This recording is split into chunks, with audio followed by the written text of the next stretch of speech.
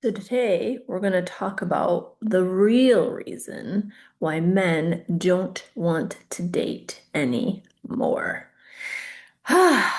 Yeah. So I work with both men and women, and the men I work with, of course, don't think this way. But there has been changes and shifts and whatnot in the dating and relationship world. And specifically when it comes to men, they are basically over a lot of things. And that's what I'm going to start to talk about. So, one of the things that I know that happens with men and that I've seen with my clients, when they first started to come work with me, is they, well, they're being taken advantage of, and they feel that they are being used for their assets, for their money, for five-star dinners, for gifts, for trips. In essence, they're feeling like sugar daddies and attracting sugar babies. And I'm not like here to let the men off the hook either, ladies, any of you who are watching this, because there is no victim in this. I definitely do not perpetuate victimhood conversations, self-responsibility, self-accountability, looking at our choices and making better choices and doing actually the inner work to transform who you're attracting first and foremost, right? But nevertheless, this is something that is happening out there. And a lot of men are getting frustrated and they're getting annoyed and they're basically just like, fuck it, we're done. Like, I'm not even doing it. It's not even worth it. Some of them are men who, let's just say, maybe married for the wrong reasons or it just didn't work out and years go by and they get divorced and then he's bitter because half of his money is gone. Or there are cases where the men have, well, basically had their children used against them as weapons and have had their children taken from them, where they're actually, as the father, the better parent versus the mother.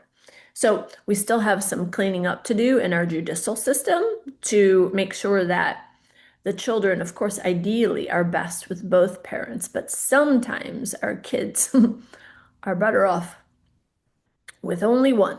But I digress. That is another conversation for another day. So in this case, where the men are having their children used against them as weapons, they are not only being feeling like they are being financially drained by sharing their assets, which in most cases, the women deserve half of it. I will say that in most cases, not in all cases, but if she contributed, she took care of the family, gentlemen, gonna get off on a tangent, then she deserves half. Sorry.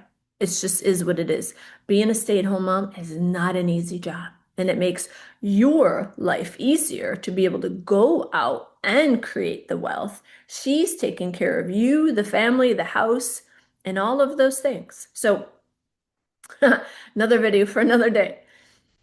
So, but in the case where the children are being used as pawns, as weapons, and they're getting their children taken from them, or they're getting to see them only half the time, or actually less than half the time. What am I saying? Less than half the time, because in a lot of courts, they are still favoring the mother. Okay. And I'm for the parents who do the best, okay? Not just because of a gender, okay? And today, there are a lot more dads that are doing a way better job than moms. So, another reason is because there is, well, it's the I kind of talked about this in another video too, but I'm gonna elaborate more. It's the boss babes, it's the feminists, it's the modern woman. And again, again, I'm going to provide solutions here, okay? Because I do not perpetuate victimhood. I think that is super important. It's easy to point the fingers, it's easy to blame. It's so easy to do that. But at the same time, friends, it's disempowering to you. So we'll talk about it, and then I'm going to tell you like what you can do to change it, what you can do to fix it, okay? So, the boss babe feminist, I don't need a man movement, basically, kind of, I'm a strong and independent woman, hear me roar. Nothing wrong with strong, independent women. I'm a strong, independent woman. And I don't technically need a man, but I certainly love men, and I think that they're amazing. But in this case of where men are just like, fuck it, like I'm over this, I don't want to date anymore. They're coming up against, if you will, a more modern woman who is more in her masculine energy because some cases, maybe she's been a single mom for a while and she's had to take the lead in that family. And so naturally, if she's taken the lead in that family and she's kind of playing both roles, she is going to condition herself to be stronger, to be more independent, to be more self-sufficient, to not easily soften, not easily trust or allow you to take the lead. Okay. So, what can happen is there's this conflict, of course, because if you think about it, it's like in a heterosexual situation, there's two men battling it out, but one is actually a woman and the other is a man because it's the masculine energy. So in in the dance of the masculine and the feminine, the dance of romantic partnership, there has to be somebody who is primarily in their feminine energy and somebody who's primarily in their masculine energy, and then you kind of dance and interweave between the two depending on the rules, depending on the time of life, depending on what's going on in your relationship, okay? But primarily, the woman's main energy is feminine, and primarily the man's main energy is masculine. And but if you're a woman who owns your own company, or is entrepreneurial, or has an executive job, or has been a single mom, that's another indication of often we are in our masculine energy in those roles. And so it's kind of like a flip of a switch, if you will, that you have to kind of turn on and turn off the masculine and then turn on the feminine when you're dating, when you're in a relationship, because otherwise, if you're the same person you were at work, and again, this is actually not even really conscious for most women. It is a program, if you will, a conditioned way of being. Take the lead, take initiative, go get it, get after it, take the action. That's all very masculine energy. If she's a woman in that energy when she dates, guy doesn't want to date that. The guy's he's dating a man. That's how it feels. She isn't soft. She isn't surrendered. She isn't playful. She is like the one that shows up on the dates. And maybe women who are watching this, you've done this, and hopefully you will stop after watching this video. And men, maybe this is part of the reason that why you've decided to give up on dating. It feels like you're in a police interrogation.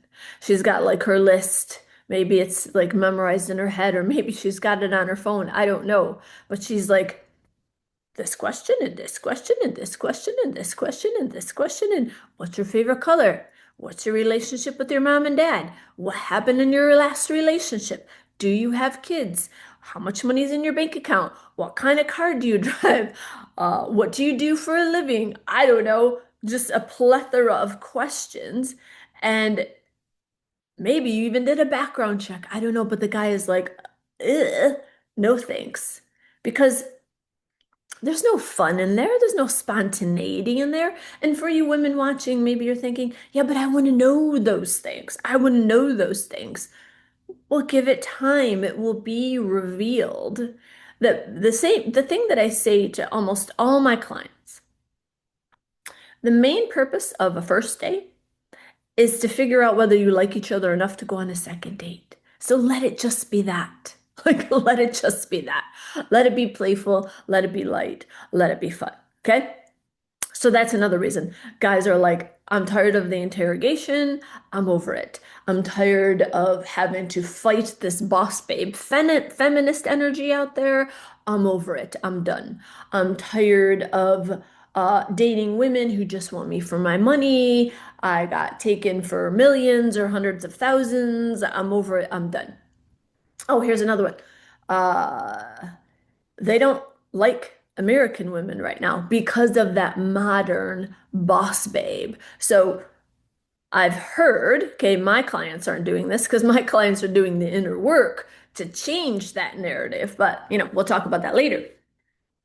But I've seen on social media, and guys are like, oh, we'll just go to another country. Listen, you take yourself with you, okay? You take yourself with you.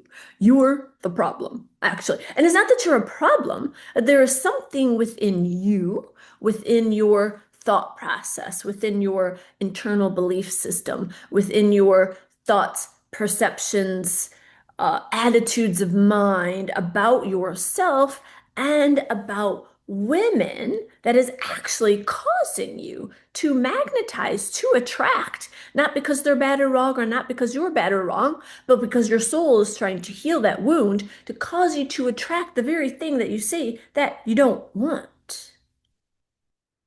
So the answer is always be willing to do the inner work.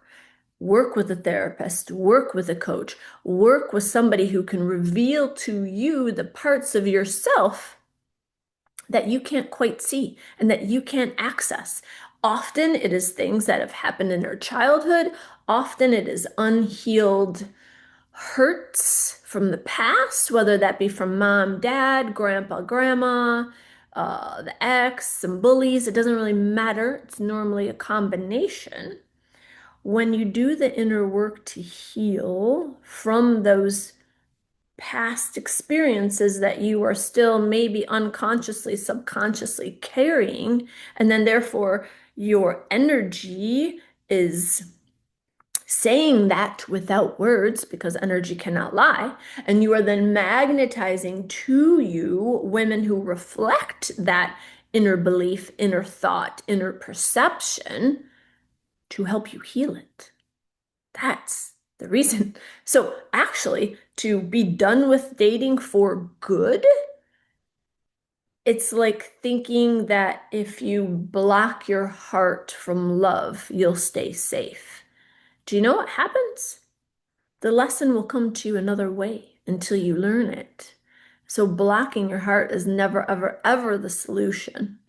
And in you blocking your heart, you actually keep the love out that you really want. Healthy love, though, I get it. Because here's another thing. Men are coming across women who've been really toxic, who maybe have manipulated them. Maybe they've used them. Maybe they've gotten false police allegations filed against them. There is a lot of what you men would call crazy bitches out there. And any women watching this, listen, okay? This is to help and inform.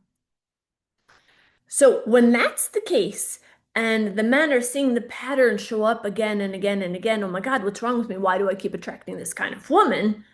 This is another reason why they're like, you know what? I can't do it. One more is going to break me. One more is going to be the end of me. Like, I'm out. I'm not going to do it anymore. Another thing that I see also is that we have, how do I want to say this? There's unrealistic expectations out there when it comes to dating. There are a lot of women who will say things like, I've heard this a few times, 6 figures, 6 inches, and 6 feet tall. Now, I have to tell everybody out there, check yourself with, like, you have your list, if you will, right? Like your perfect man list, your perfect woman list. Are you that list? That's my question. Do you complement with the E or match that list. It doesn't have to be an exact match, but energetically, are you that list?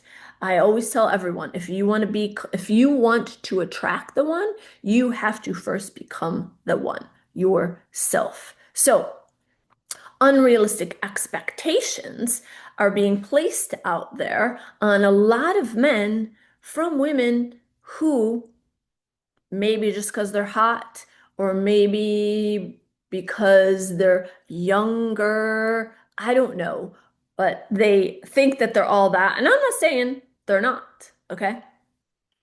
But as the men would say, well, what are you bringing to the table? Ladies, ask yourself honestly, your hotness is not something to be bringing to the table. Who cares? That is not that is like, I mean, he's probably attractive too. Or if you're not finding him attractive, but you like his bank account and then you think it's your hotness, well, it's kind of an exchange, isn't it?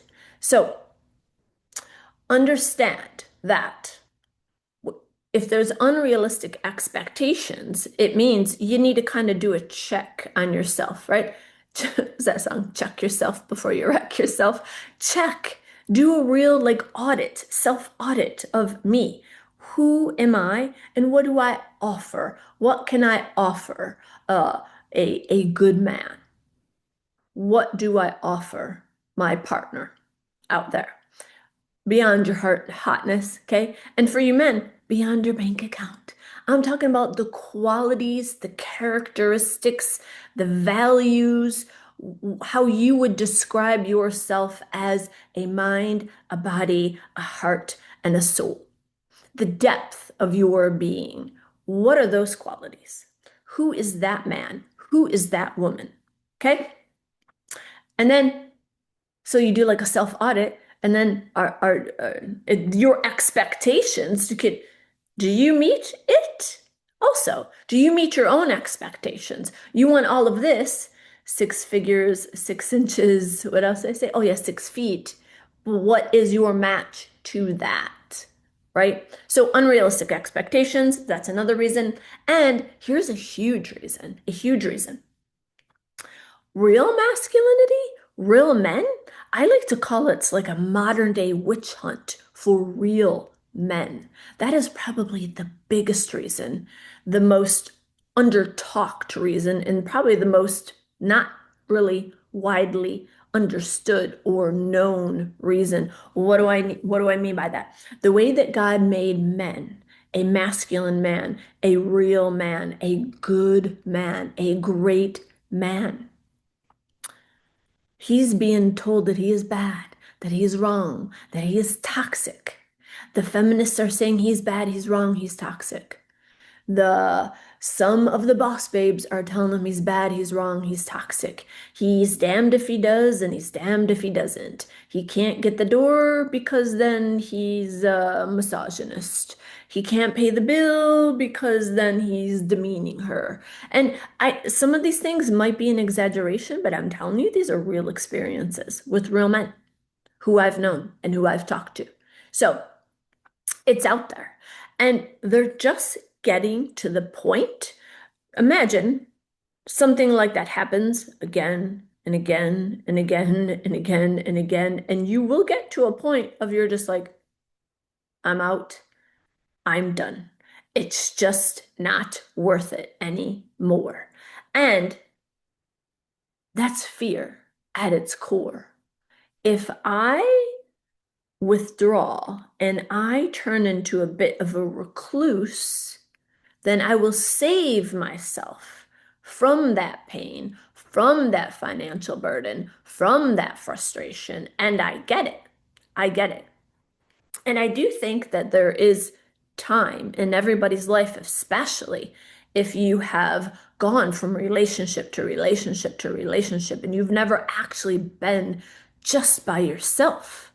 To know yourself, I think is actually smart to take a break, but not out of fear, not out of fear, not out of self-protection, more like, huh, you know what? I'm noticing something over here. I'm noticing this pattern over here, the same kind of girl in a different body, same kind of woman in a different body. I keep attracting to me. So I'm the common denominator. What's within me is choosing that woman. What within me is attracted to that kind of woman, and then be willing to answer those questions and be willing to do whatever it takes to change it, to transform it, if it is continuing to bring you suffering and misery and basically to live in fear. This is something that actually happened to me, and it was so pivotal to who I became, to transforming my life from survival to true thriving, from toxic relationships to hot, happy, healthy relationships. And it was that, like, I'll just tell you a quick story. It was over 7 years ago, and I was contemplating my second divorce. And I literally had like a, you could come to Jesus, like God like smacked me awake moment where as I was contemplating it, I literally thought to myself, oh my God, Melanie, what is wrong with you? What, two divorces? What? Get your shit together, lady. And in that, right, in that, it's like my life flashed before my eyes. I saw all the choices I made. And in that, I thought, yeah, sure, I could blame that one. I could blame that one. This one did this to me. This one did that to me. Sure, I can point fingers and find all kinds of reasons. But at the end of the day, I chose them. I chose them. So you have to be able to have that kind of awakening, smack across your own face, come to Jesus moment with yourself. I realized in that moment I was the common denominator. It was me. It was me because I chose these men. These weren't arranged marriages. No, this was not forced on me. So, what part of me is okay, not even okay, is good with, because I chose and married, okay? We're not talking about a couple dates, and one I had my children with, okay? So, what part of me is good with men like this, who treated me this way, right? Who treated me badly? What inside of me needs to be fixed? Because I will tell you, I felt broken. I felt like I was fucked up. But I knew that I was the common denominator because not one, but two. So now it's a pattern. It's a pattern, right? You can kind of chalk it off of their fault, sure, if you want, one time. If you're seeing it twice, three times, four times, five times, two times is a pattern, okay? Just for clarity's sake, it's already a pattern. So are you willing within yourself to self-reflect? Ask yourself, what kind of patterns am I seeing in the ones that I've dated that caused me to be like, I'm done. I'm done. Maybe do yourself a favor and write that out. Like, what were their personality traits? What was similar about them that you knew? You will find a pattern. Guaranteed, you will find a pattern. And are you willing? Are you willing to, I don't want to say fix that pattern. Are you willing to look at that pattern and dig deep into it? Ordinarily, a coach or a therapist is who is helpful in this. Dig deep into it to see what is really there. What is really there? And then to do whatever it takes to heal it. Because actually, until you do that, that pattern will still show up. You might think that you're protecting yourself by staying out of the dating game, and you will temporarily, but it'll come again in another person, in another lesson, because it's there to help you transform. It's there to help you learn something about yourself to become the better version of you. These are all the real reasons, and these are all the real solutions. So I hope you enjoyed this video. If you want to share anything with me, drop it in the comments. If you want to work with me, go ahead and book a call, and I will see you next time.